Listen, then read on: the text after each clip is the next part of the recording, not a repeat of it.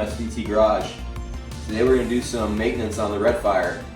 So go over a couple things on what we got going on. I've been throwing a Bank 2 Sensor 1 O2 sensor code. It's saying it's slow to respond. When I replaced the mid pipe a few months ago, I put new O2 sensors in on all 4 spots, and for some reason that Bank 2 Sensor 1, which is the passenger side top sensor, is not functioning properly. I've thrown an engine light for it a couple times now. So we've got a new Bosch sensor here. We're going to put that in. And then also I've been dealing with some IAT2 charge temp issues. Kevin and I noticed that while we were doing some tuning, one of the pulls we were in like the 160s for my IATs, which is crazy, especially because it was at night. It was a cool night. So I think I have an intermittent intercooler issue. Yesterday when I was driving the car, I was sitting around 120s, and it was about 60 degrees last night. And then on the way home, I noticed just cruising, my temps got up in the 150s, 160s. So I think my intercooler pump is intermittently going out. So we went ahead and got a new Bosch pump, OEM Bosch style, and this just goes right in place of the old one. So we're going to do a couple things today. We're going to change that O2 sensor. I'm going to take a look under there and check on the exhaust because I have a really annoying squeak that I can't find when I go over bumps, and we're going to go ahead and replace the intercooler pump. Car's too low. I have spring isolators coming. I'm going to put one ISO back in the front. Right now it doesn't have any. It's on the iBox Pro kit. So we're going to go ahead and do that, but those aren't here today. I'm going to do that sometime during the week. So stand by, I'm going to get this thing on the quick jacks and we'll get started.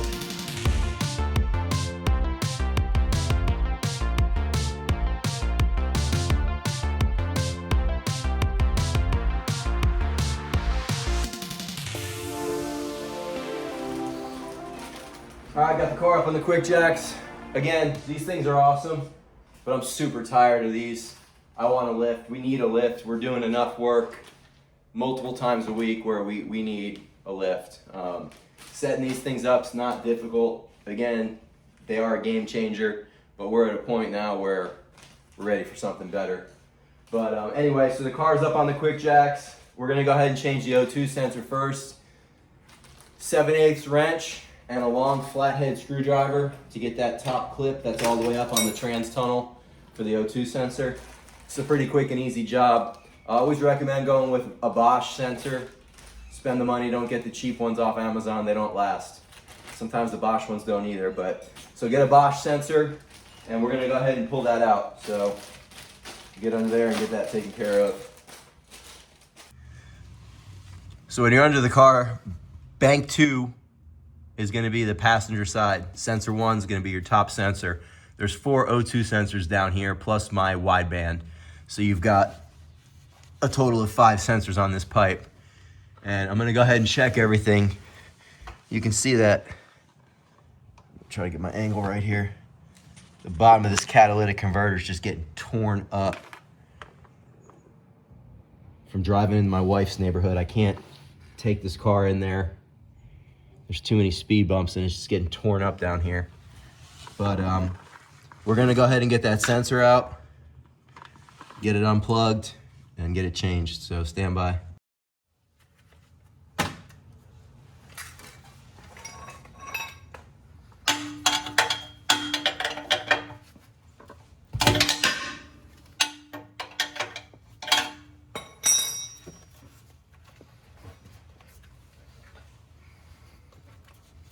Take your long screwdriver, you're gonna need it to reach that top clip. And this isn't as bad if you have a aftermarket mid pipe that doesn't have the 4 cats on it. It's miserable when you have the stock mid pipe, you can't get up there. Access is so tight.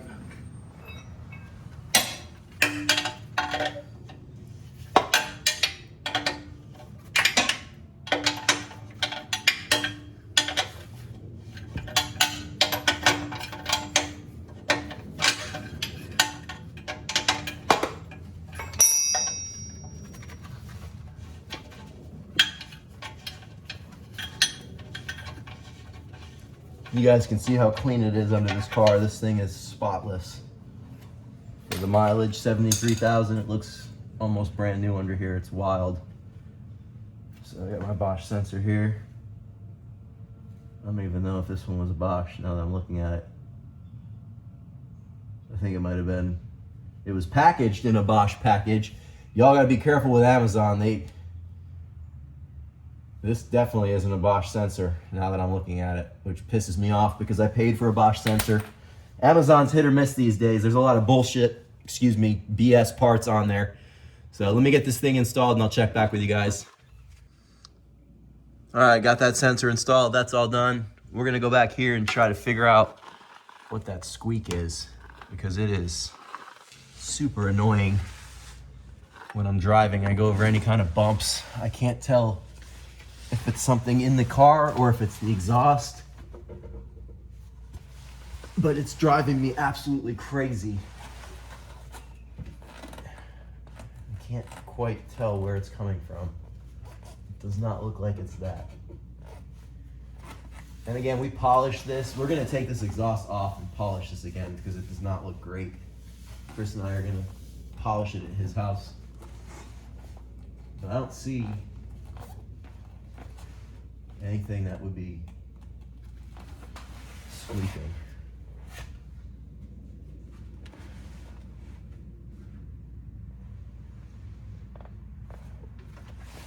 We're gonna actually be doing a full tilt build on this car as well. We're gonna take the whole rear end out, get everything powder coated. We're gonna basically do what I did on the silver car, minus the axles. There's no reason to do G-force axles on this car. It's never gonna make the power the silver car makes. But I think that's it under here. I think that squeak might be somewhere in the cab. So we'll investigate that further another day. But we're gonna move up to the front of the car now. We're gonna pull the front bumper off and change the intercooler pump. Front bumper removal is pretty straightforward. You guys have seen this 100 times. Take these clips out on the top up here. There's 2 clips underneath. And then you've got your 4 nuts that hold the bumper brackets on to the fenders. So we'll get those pulled off. I think the nuts are a 14 if I remember right. We'll get those pulled off and get the front bumper taken off, and then we'll take a look at the intercooler pump.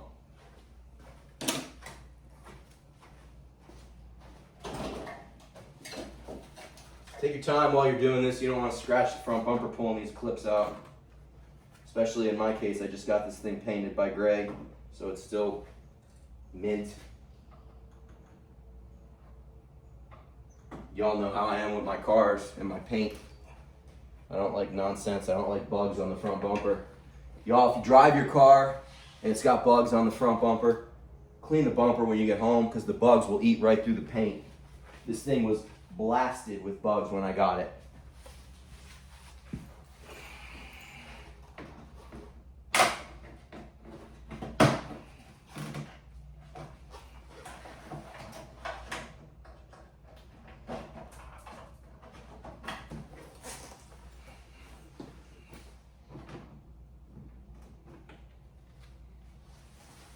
Pulling the front bumper for the intercooler pump is probably overkill, but I also want to take a look at my oil catch can lines, make sure those are still secured in the right place, and I want to drain my catch cans as well, just because I've put a couple hundred miles on the car since I put them on. I'm just curious to see how much oil they've collected since they've been installed.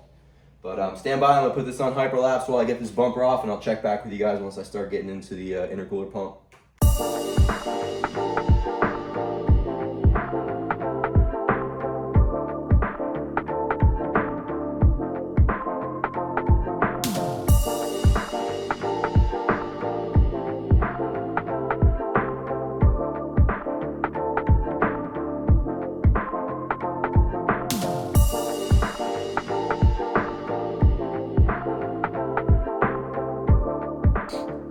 All right guys, next issue I'm having. This car is pretty low. I thought I was rubbing on the fender liner, but I think my problem is right there. That's my oil catch can line, and you can see it's just been rubbing really bad. So we're gonna take the fender liner out, and we're gonna try to get that in a better position. It needs to be tucked up higher in there. You can see I mounted my oil catch cans in here. Had to relocate the horns. So let me pull this fender liner out. We'll take a look at what we got in there.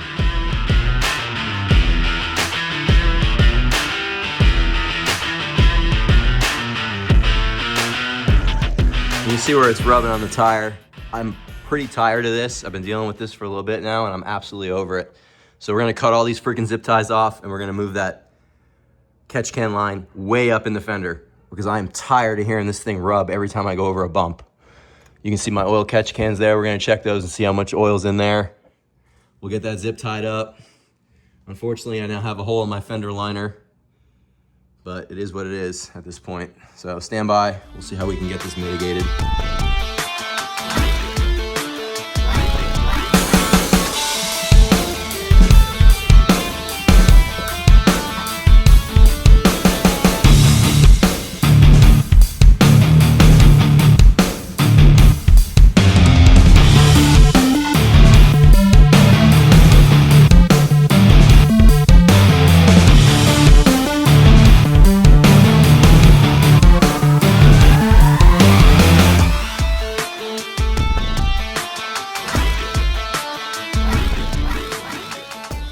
Got the bumper off.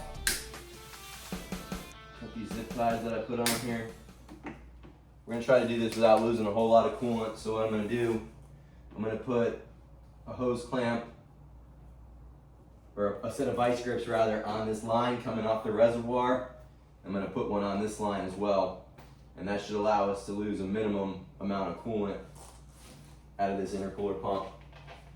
So we're gonna go ahead and clamp those lines. Before I disconnect the lines, I'll get the bracket loosened on the intercooler pump.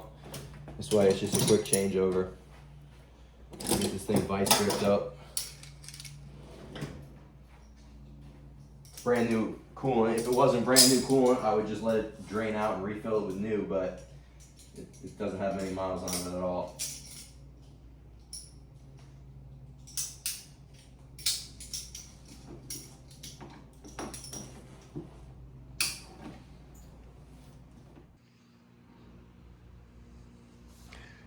Kind of hard to see, guys.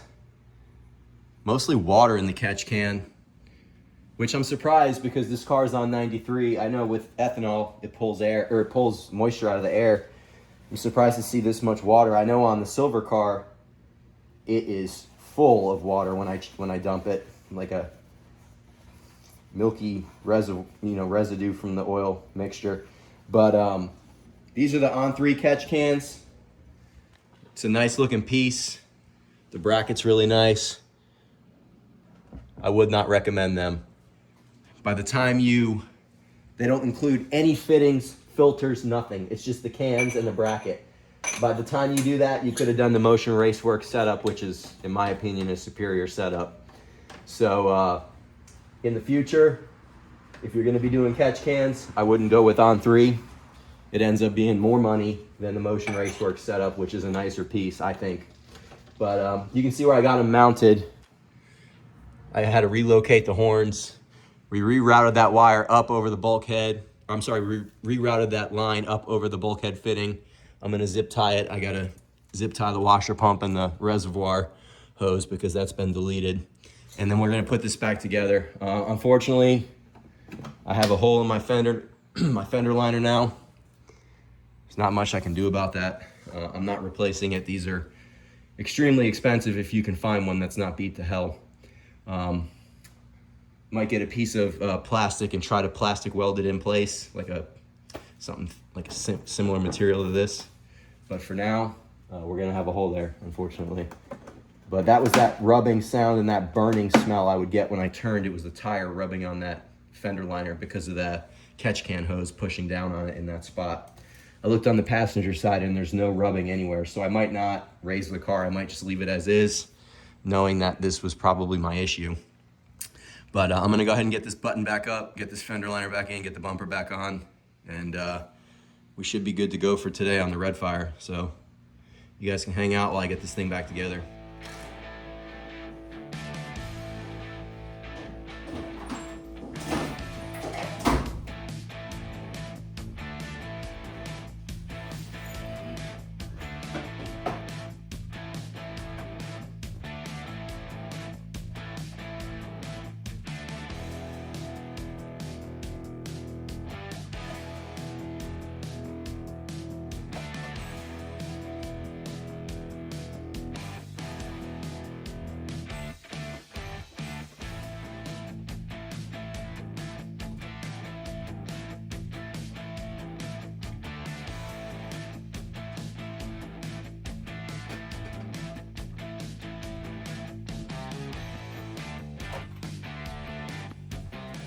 Hi guys, easy work today. I'm gonna get these bumper bolts back on, lower this thing down, and we should be good to go. We got a busy week coming up here at SVT Garage. We gotta finish up Mark's car, which was the transmission video. This might drop before that. We're waiting for a retainer sleeve for that. I gotta take the faceplate off the transmission and put the retaining sleeve in. Get that back in the car. Mark will come pick his car up. We have Warren's 97 Cobra here for a big job. K-member, full exhaust, and gears in the back. So we got that coming up. And then we've got a good friend of ours, Porter, his friend's car, 03 Mach 1, swapping a motor in that. It's got a locked up motor. So we're pretty busy. So there's gonna be tons of content coming out. We appreciate the support. If you guys haven't gotten a shirt yet, grab one. We got 6 different choices, and they're available on the website. Actually, message us through PayPal or Venmo. Our website's being built right now. But anyway, I want to, like I said, say thanks for the support. Give us a like, a subscribe, and we'll catch you guys on the next one. This is Ryan from SVT Garage.